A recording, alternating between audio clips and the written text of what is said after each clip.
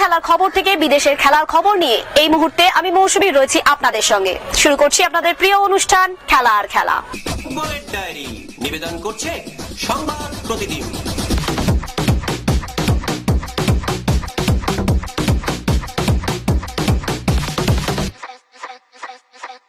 প্রথমে ভাবা হয়েছিল অর্থের অভাবে ওড়িশা বোধহয় এবারে আইএসএল খেলবে না, সেই জায়গাতেই চার্চিল ব্রাদার্সকে ঢোকানোর ভাবনা হয়েছিল। কিন্তু কিছুদিন আগেই দলের ফুটবলারদের ওড়িশা জানিয়েছে খেলতে হলে মাত্র 3 মাসের জন্য বেতন পাবেন ফুটবলাররা, এই শর্তে যারা খেলবেন যোগ দিতে পারেন।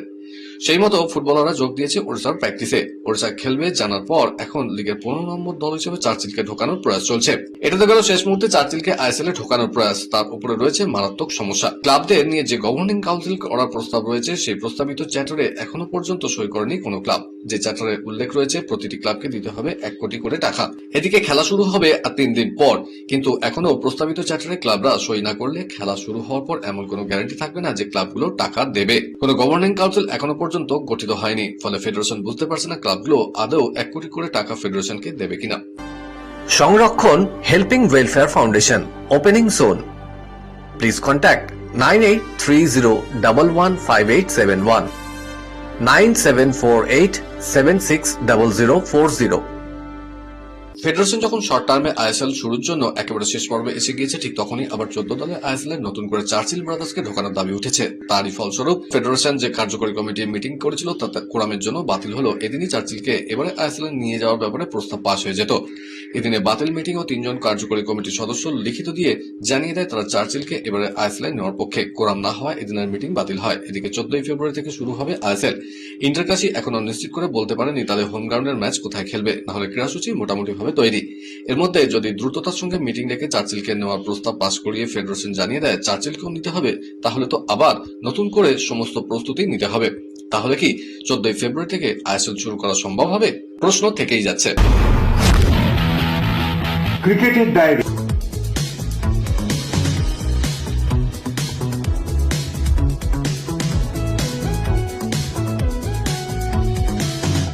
বিশ্বকাপের ম্যাচ চলাকালীন ক্রিকেটারদের সঙ্গে পরিবারকে থাকার অনুমতি দিল না বিসিসিআই। জানা যাচ্ছে আমেরিকার বিরুদ্ধে ম্যাচের পর ভারতীয় দলের কয়েকজন ক্রিকেটার বিসিসিআইর কাছে পরিবারকে সঙ্গে রাখার জন্য অনুমতি চেয়েছিল। বোর্ডের পক্ষ থেকে তাতে সরাসরি না করে দেওয়া হয়েছে। বোর্ড আগেই নিয়ম চালু করেছিল যদি কোনো সফর 45 দিনের বেশি হয় তবে ক্রিকেটাররা তাদের পরিবারের সঙ্গে সর্বোচ্চ 2 সপ্তাহ থাকার অনুমতি পাবেন। যেহেতু টি-20 বিশ্বকাপ 30 দিনের হবে, তাই আপাতত পরিবারকে সঙ্গে রাখার অনুমতি বোর্ড দেয়নি। যদিও বোর্ডের পক্ষ থেকে জানানো হয়েছে ক্রিকেটাররা চাইলে নিজেদের মতো আলাদা করে পরিবার নিয়ে থাকার ব্যবস্থা করতেই পারেন। চোটের কারণে টি-20 বিশ্বকাপ থেকে ছিটকে গেলেন ওয়াহিন্দু হাসরাঙ্গা এবং মাইকেল ব্রেসওয়েল। ফলে প্রতিযোগিতার শুরুতেই সমস্যায় 2 দল। ইতিমধ্যেই হাসরাঙ্গার পরিবর্তক ক্রিকেটার ঘোষণা করেছে শ্রীলঙ্কা, কিন্তু ব্রেসওয়েলের বদলে এখনো পর্যন্ত কোনো ক্রিকেটারকে 15 জনের দলে নেয়নি নিউজিল্যান্ড। 2 রিজার্ভ ক্রিকেটারের কথা জানিয়েছে তারা। প্রথম ম্যাচে আয়ারল্যান্ডের বিরুদ্ধে বল করতে গিয়ে হ্যামস্ট্রিং এ চোট পান হাসরাং। সেই পরিস্থিতিতেই বল করেন, নেন 3 উইকেট। কিন্তু পরে তার চোট পরীক্ষা করে চিকিৎসকরা জানান বিশ্বকাপে আর খেলতে পারবেন না হাসরাঙ্গা।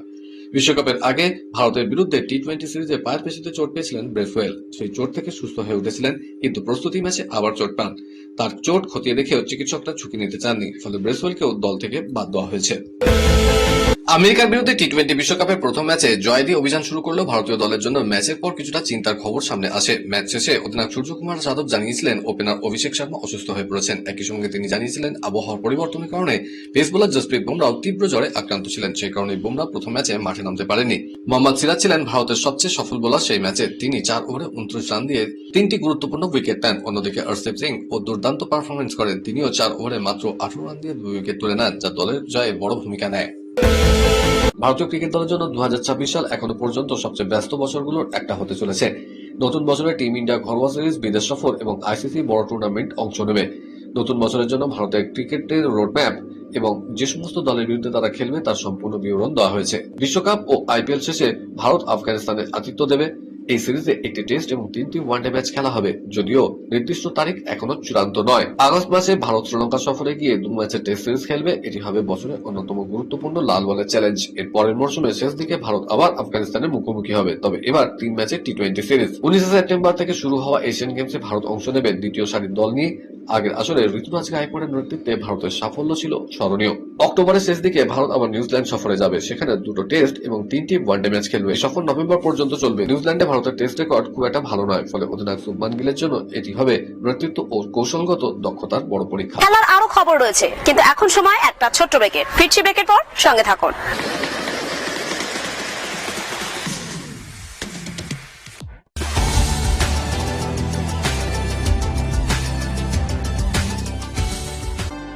সংরক্ষণ হেল্পিং ওয়েলফেয়ার ফাউন্ডেশন, ওপেনিং সোন।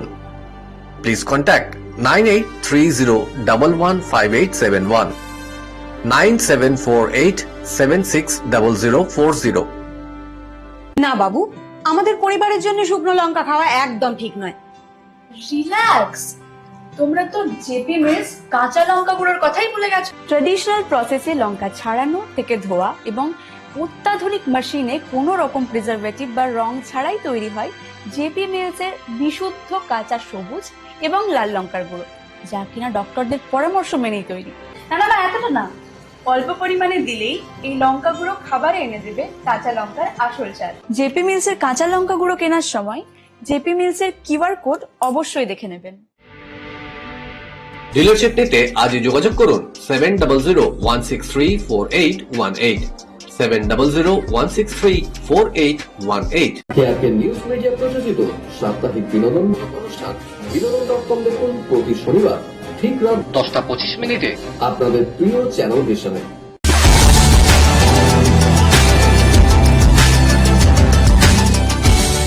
ব্রেকের পর আমি আবার হাজির খেলা আর খেলাতে। বিদেশের ডায়েরি। মেসি রোনাল্ডোর পর তিনি ছিলেন বিশ্ব ফুটবলের পোস্টার বয়। তাকে সামনে রেখে ষষ্ঠ বিশ্বকাপ জয়ের স্বপ্নের জাল বুনেছিল সেলেকাওরা। তবে চোট আর বিশৃঙ্খল জীবনযাপন কাল হলো নেইমারের। বার্সেলোনা থেকে পিএসজিতে যাওয়া ছিল তার সবচেয়ে বড় ভুল সিদ্ধান্ত। প্রিন্স থেকে কিং হওয়ার মধ্যে আটকে রইলেন ব্রাজিলিয়ান তারকা। পরিস্থিতি এমন 2026 বিশ্বকাপের আগে আন্তর্জাতিক ফুটবলে ইতি টানতে পারেন নেইমার, এমনই ইঙ্গিত দিয়ে রেখেছেন ব্রাজিলিয়ান তারকা। ব্যক্তিগত মহলে তিনি জানিয়েছেন, আসন্ন বিশ্বকাপে জাতীয় দলে ডাক না পেলে দেশের জার্সি আর গায়ে চাপাবেন না। তাই নেইমারের আন্তর্জাতিক ভবিষ্যৎ এখন ঝুলে রয়েছে ব্রাজিল কোচ কার্লো আনচেলত্তির হাতে। বর্তমানে হাঁটু চোট সারিয়ে মাঠে ফেরার প্রস্তুতি চালাচ্ছেন নেইমার।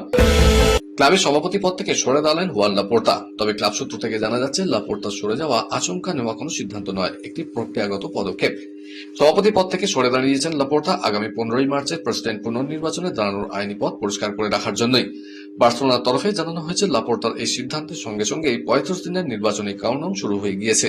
আইনজীবী সভাপতি লাপোর্তা এবারের ভোটেও ফেভারিট হিসেবে বিবেচিত হচ্ছেন।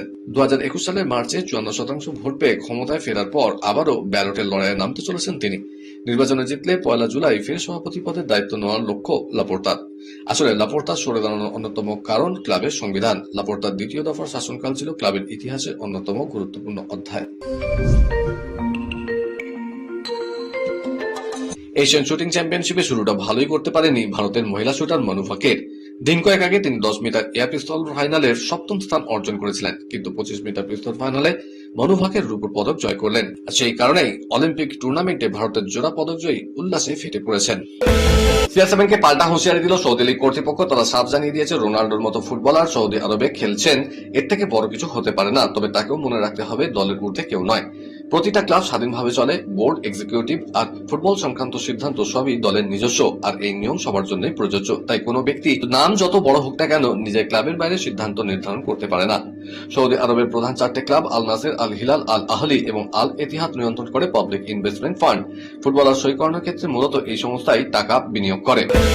বিশ্বকাপের শুরুতে নিউজিল্যান্ডের রেকর্ড 2 ওপেনার টিম সেইফার্ড এবং ফিন অ্যালানের ব্যাটে ভর করে অনায়াসে জয় ছিনিয়ে নিল কিউইরা। বিনা উইকেট হারিয়ে ওপেনিংয়ে 175 রান তোলে ব্ল্যাক ক্যাটসরা। মাত্র 92 বলে এই রানে পৌঁছে যায় নিউজিল্যান্ড। টি20 বিশ্বকাপের ইতিহাসে সর্বোচ্চ পার্টনারশিপ। তারপর দেখিয়ে মাত্র 15.2 ওভারে জয়সূচক রানে পৌঁছে যায় নিউজিল্যান্ড। প্রথমে ব্যাট করে 6 উইকেটের বিনিময়ে 173 রান তোলে সংযুক্ত আরব আমিরশাহী। অর্ধশত রান করেন মোহাম্মদ ওয়াসিম এবং আলিসান সারাফু। পাওয়ার প্লেতে এই জুটি দলকে এগিয়ে নিয়ে যায়। আগ্রাসী ভূমিকা নেন ওয়াসিম। সারাফু আউট হওয়ার পর মোমেন্টাম হারায় আরব আমিরশাহী। কলকাতার ডায়েরি।